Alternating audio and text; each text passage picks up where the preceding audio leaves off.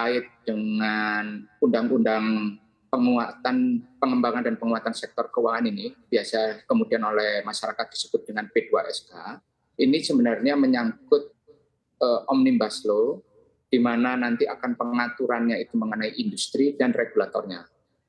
Karena banyak undang-undang di sektor keuangan ini yang perlu diatur kembali, diatur ulang, mengingat perkembangan zaman, mengingat perkembangan industri, dan mengingat perkembangan pasar yang memang membutuhkan penyesuaian regulasi pada tingkat undang-undang.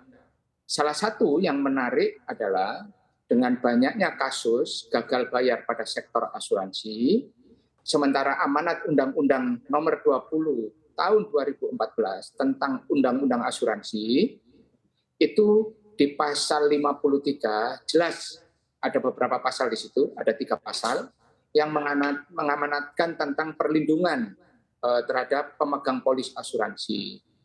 Dan di dalam undang-undang itu diamanatkan juga bahwa dalam waktu 3 tahun sejak undang-undang itu ditetapkan, disahkan, pemerintah harus sudah membentuk yang namanya perlindungan polis asuransi.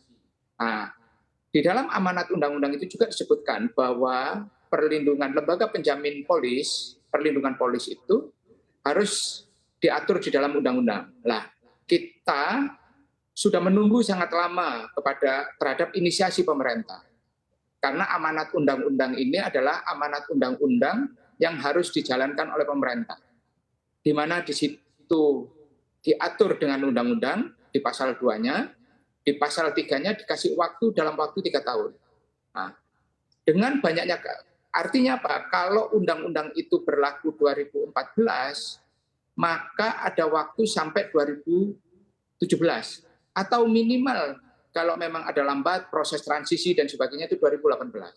Sekarang sudah 2022, kita melihat sampai sekarang belum ada sebuah proses politik yang menjadi indikasi adanya keinginan pemerintah untuk membentuk lembaga perlindungan polis asuransi.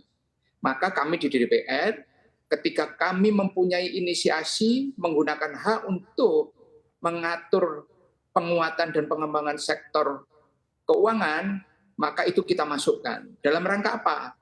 Ya, dalam rangka tadi, mengatur bagaimana para pemilik polis asuransi yang melakukan upaya investasi, mengamankan baik sisi kesehatan, pendidikan, dan sebagainya melalui lembaga keuangan asuransi, itu juga merasakan keamanan yang setara, terjamin, dan ada peran negara di sana.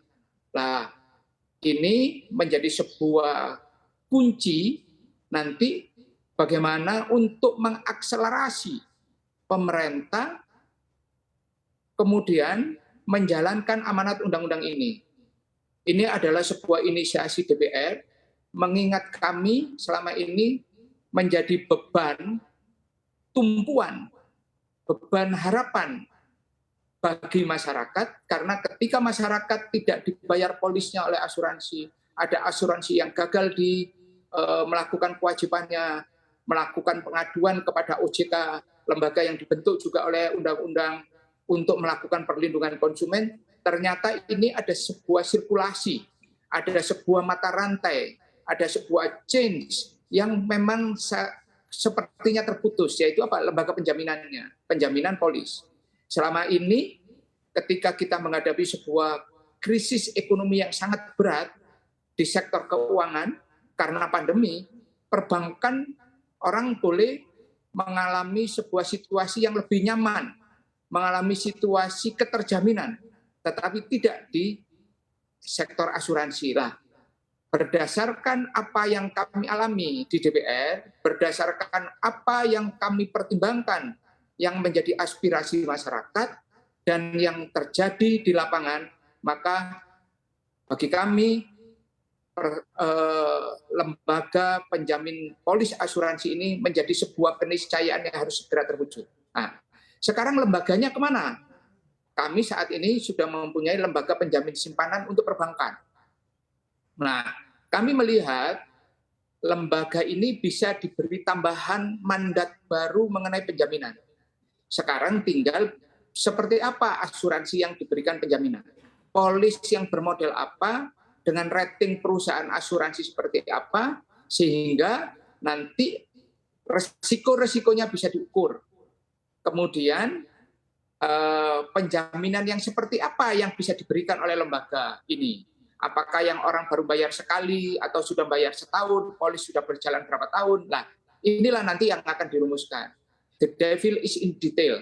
Nah, nanti kita dengarkan industri akan menginginkan apa, kemudian lembaga di antaranya yaitu pemerintah mempunyai limit sampai seberapa kuat memberikan tanggung jawabnya sebagian yang merupakan haknya, kewajibannya negara dan ada haknya pemegang polis.